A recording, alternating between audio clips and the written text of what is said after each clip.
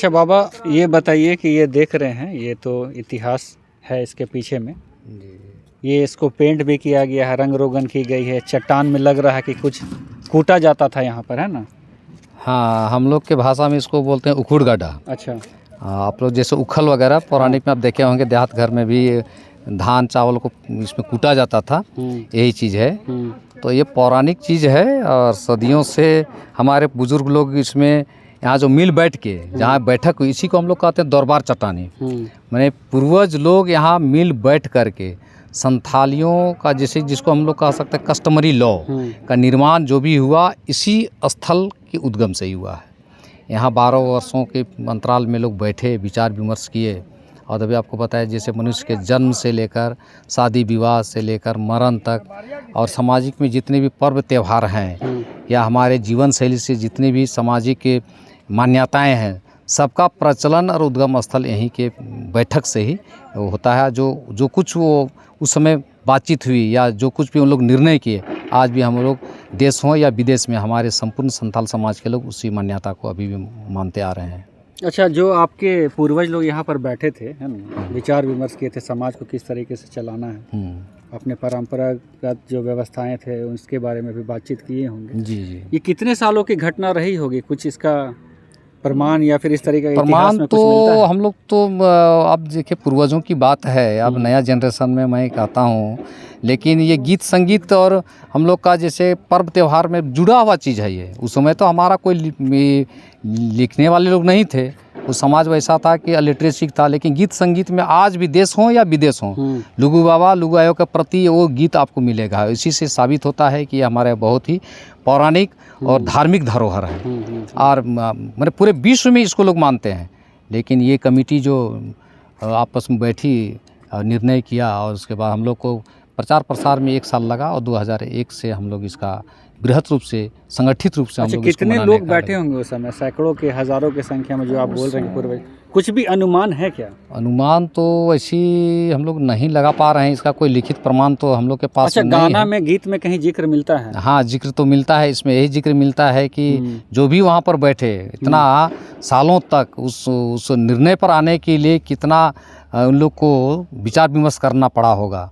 इससे पता चलता है, और आज की भीड़ से पता चलता है कि इतना आस्था है हमारे समुदायों में, हमारे जातियों में, कि दिनों बर दिन वो भीड़ बढ़ती ही जा रही है। इससे पता चलता है कि इसके प्रति हमारा आस्था जो है, जुड़ाव जो है, जीवन से है प्रत्येक आदिवासियों, संथाल आदिवासियों में। अच्छा, कोई गीत ऐसा आपको याद है जो इस ऐतिहासिक जगह से जुड़ा हो या फिर जिक्र हुआ हो इस जगह? कोई गीत ऐसा याद है आपको? हाँ है, बताइए ना, गाइए ना। एक गीत है हमको याद आता है, तो कोई को सियो काना लुगमा बुरु चे तनारे घंटा बाड़ी ले लावे रे, मोड़े को सियो काना लुगमा बुरु चे तनारे घंटा बाड़ी ले लावे रे।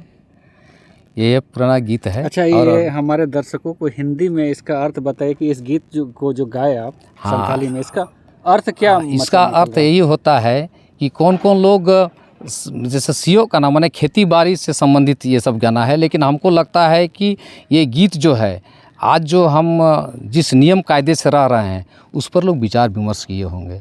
तो मोड़े को माने जो 10 आदमी मिलकर, या जिसको हम लोग आज कहते हैं पंच परमेश्वर, वो लुगु बाबा के सानिध्य में ही लोग रहकर ये सब इतना काम किए। और ये इसलिए हम लोग सत्य मानते हैं कि अब तक, माने उस सदियों से लेकर अब तक किसी तरह का परिवर्तन हम लोग के संथाल समुदायों में नहीं हुआ है। जो प्रचलन चलते आ रहा है, किसी को इस तरह से ये नहीं है कि उस प्रचलन में किसी को दाग लगे या उस नियम कायदा से कोई परे हट जाए, और जो इस तरह से लोग परे हटते हैं तो उसको सामाजिक दंड दिया जाता है। ये अभी भी हमारे संथाल समुदायों में है। मतलब सामाजिक दंड को मानते हैं, अभी भी मानते हैं। और डर भी है, भय भी है, और चूँकि वो आस्था से जुड़ा हुआ चीज़ है, इसलिए उसको हम लोग मानते हैं, उसको स्वीकार करते हैं उस चीज़ को।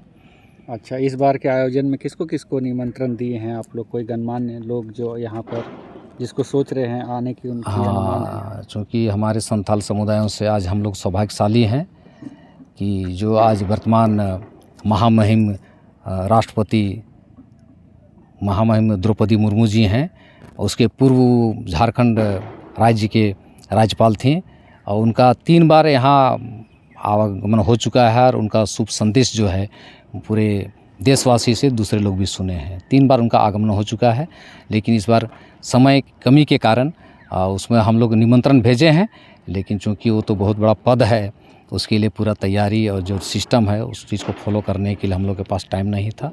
और निकट भविष्य में या आने वाले दिनों में हम लोग कोशिश करेंगे कि 5 साल के कार्यकाल में निश्चित रूप से द्रौपदी मुर्मू महामहिम राष्ट्रपति जो हैं ये अपने आस्था पर और धार्मिक धरोहर जगह पर इतने बड़ा केंद्र पर वो आएंगी, आशा विश्वास है पूरा।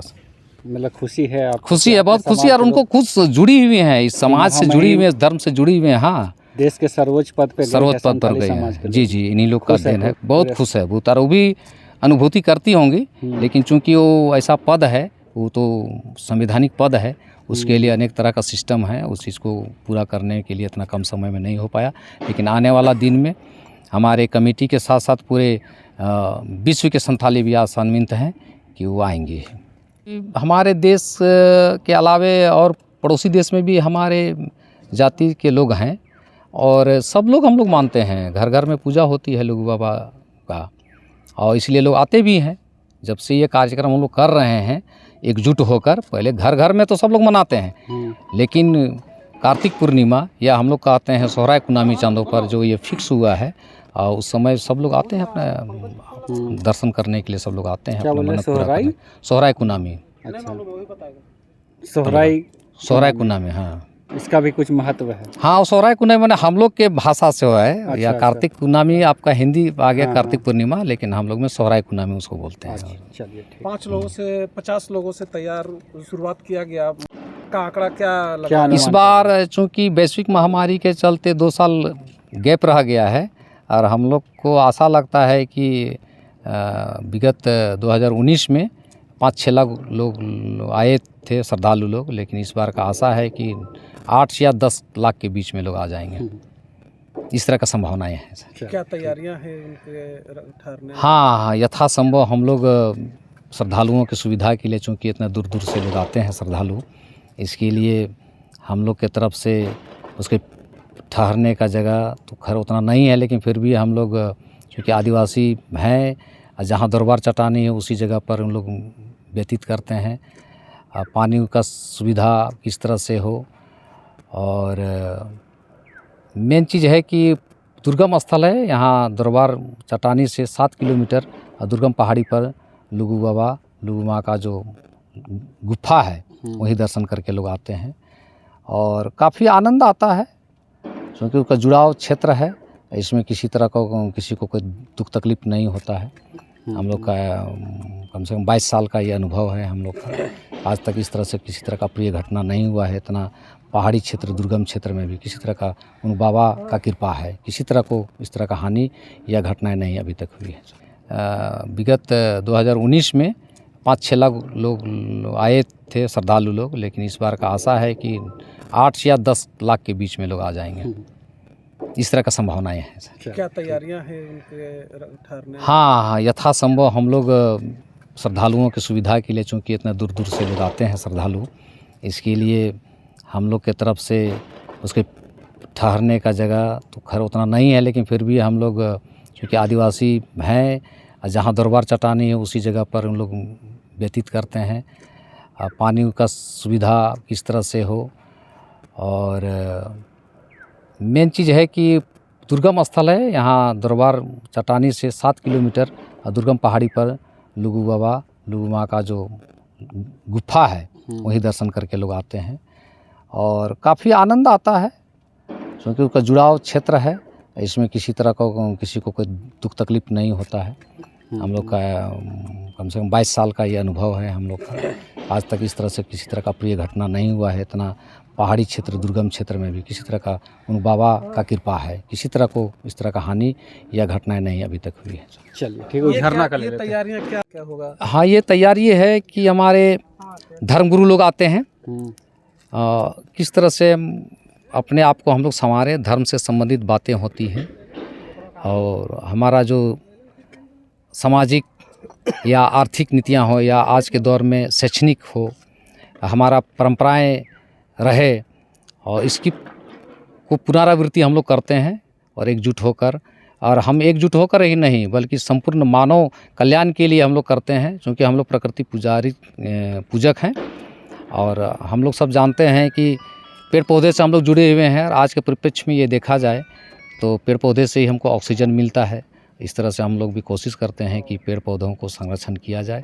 और ऑक्सीजन जो हम लोग देखें कि वैश्विक महामारी में ऑक्सीजन कमी के चलते कितने जन की मृत्यु हुई।